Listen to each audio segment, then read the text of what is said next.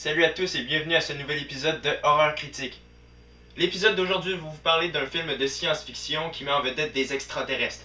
Oui, les petits hommes verts. C'est un film qui est inspiré de faits réels, de l'histoire de Travis Walton.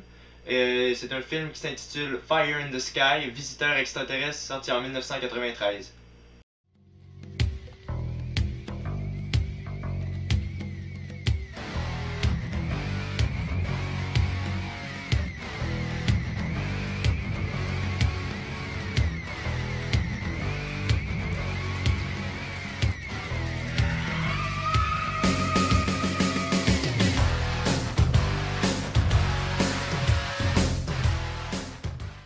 Le 5 novembre 1975, un groupe de bûcherons, après une dure journée de travail, s'en retourne chez eux lorsqu'une vive lueur dans le ciel attire leur attention. L'un d'eux, Travis Walton, sort du véhicule pour aller voir de plus près. Et devant les yeux horrifiés de ses camarades, il se fait enlever parce que ceux-ci prétendent être un vaisseau extraterrestre. Quand les bûcherons répandent la nouvelle, on les accuse tout de suite d'avoir assassiné Travis, jusqu'au retour de celui-ci. On s'entend que l'histoire est géniale. Les histoires d'extraterrestres m'ont toujours fasciné. Je me suis tapé et retapé la série X-Files de Chris Carter, la saga des Aliens, j'ai joué d'innombrables fois à Dead Space. Le scénario de Fire in the Sky est basé sur des événements réels. Vous avez vu mes doigts? Certes, j'adore les histoires d'extraterrestres. Cependant, est-ce que j'y crois pour autant?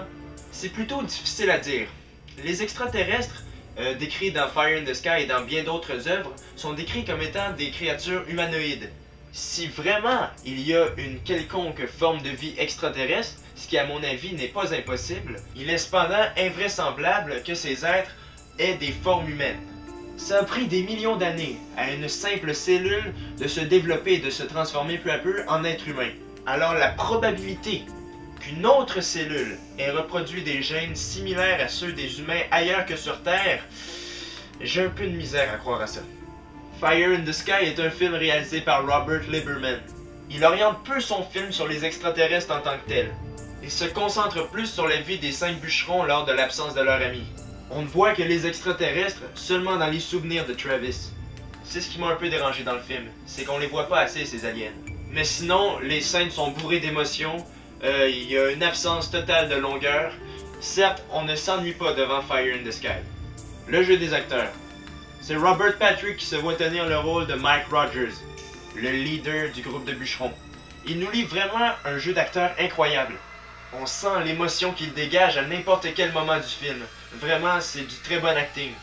D'ailleurs, en 2000, il endosse le rôle de John Doggett, un agent du FBI dans la série X-Files, dont le thème récurrent sont les enlèvements extraterrestres.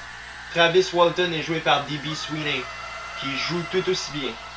James Garner fait également partie du casting. Il fait le rôle typique du policier sceptique et perplexe. Effets spéciaux et costumes. Même si on voit peu longtemps les extraterrestres dans Fire in the Sky, ils sont très bien réussis.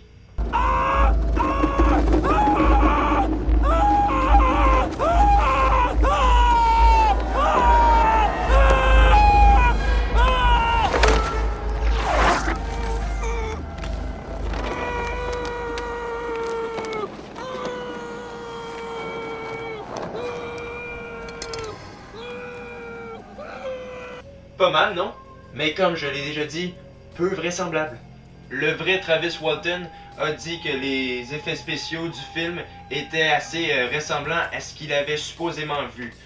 J'ai de la misère un peu à croire à son histoire. Moi, ma version des faits, je crois que Travis Walton s'est perdu en forêt pendant 5 jours et c'est pourquoi il est revenu désorienté et déshydraté.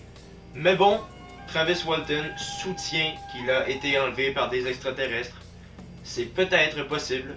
Qui sait? Mais bref, revenons au film. J'ai vraiment beaucoup aimé ce film-là. C'est un film d'extraterrestres qui est pas trop exagéré. Il est fondé sur des bases plutôt réalistes, un peu si on veut. L'histoire est excellente, la réalisation l'est également, les acteurs sont très bons, et puis les effets spéciaux le sont aussi. La seule chose qui m'a un peu dérangé dans le film, c'est qu'on ne voit pas assez souvent les dits extraterrestres. C'est pourquoi je lui accorde une note de 8 sur 10. Si vous avez la chance de regarder Fire in the Sky, c'est une occasion à ne pas manquer. Laissez des commentaires, abonnez-vous à ma chaîne et ne manquez pas mes prochains épisodes d'Horreur Critique. Salut!